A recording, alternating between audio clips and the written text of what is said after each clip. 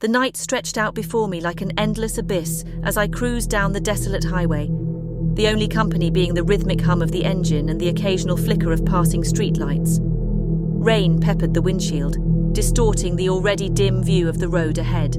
I glanced at the clock on the dashboard. It read 2:47 a.m. I cursed my decision to take this shortcut through the remote countryside, but with no other cars in sight, I felt a profound sense of isolation. Suddenly, I noticed a figure standing at the side of the road up ahead. My heart skipped a beat as I approached, the silhouette becoming clearer with each passing second. It was a woman, her form hunched under the weight of a heavy backpack, her thumb outstretched in the universal gesture of a hitchhiker. Instinct told me to keep driving, to ignore the stranger and continue on my way. But something about her presence stirred a strange curiosity within me, and before I could stop myself, I found my foot easing off the gas pedal and the car slowing to a stop beside her. She approached the car with cautious steps, her face hidden beneath the hood of her rain-soaked jacket. I rolled down the window, the cold night air seeping into the car. "Need a ride?" I called out, trying to mask the unease in my voice. She nodded wordlessly, her eyes fixed on some distant point in the darkness. Without a second thought, she climbed into the passenger seat, the scent of rain and earth clinging to her clothes. "Thanks," she murmured, her voice barely audible over the sound of the rain. I forced a smile, my nerves tingling with a mixture of apprehension and excitement. There was something about her that intrigued me, an air of mystery that seemed to hang around her like a shroud. As we drove on, the woman remained silent, her gaze fixed on the road ahead. I stole glances at her whenever I could, trying to decipher the enigma that was this midnight hitchhiker.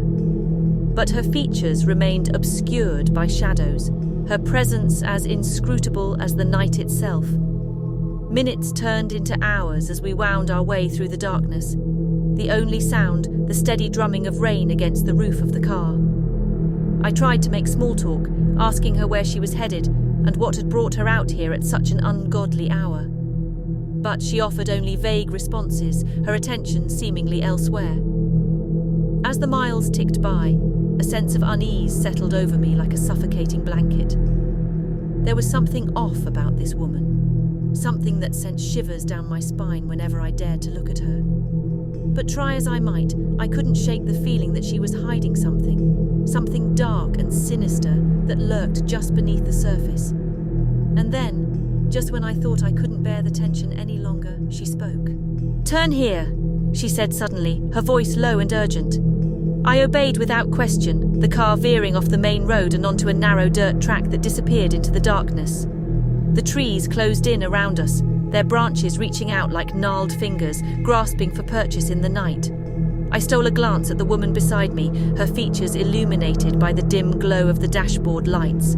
Her eyes gleamed with a strange intensity, a hunger that sent a chill down my spine.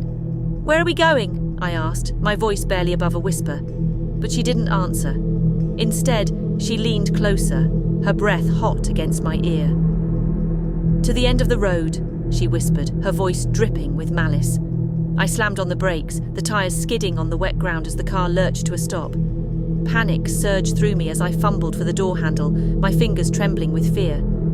But before I could escape, she reached out a hand and grabbed my arm with a strength that belied her slender frame. Her touch was icy cold, sending a shockwave of terror coursing through my veins.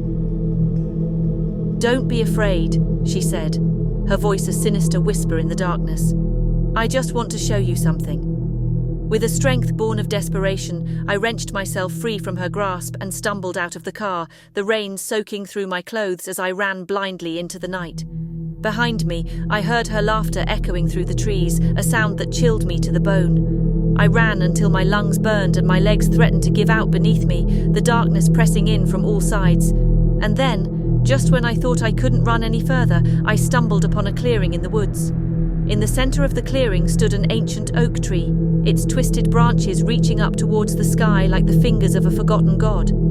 And there, hanging from one of the branches, was a noose swaying gently in the breeze. I froze, my breath catching in my throat as I stared up at the grim spectacle before me. And then, with a sickening sense of dread, I realized what the woman had meant by the end of the road. In that moment, I knew I had stumbled upon something beyond my comprehension, something ancient and evil that lurked in the shadows of the night. And as the darkness closed in around me, I whispered a silent prayer for salvation, knowing that I was doomed to wander these haunted woods for all eternity.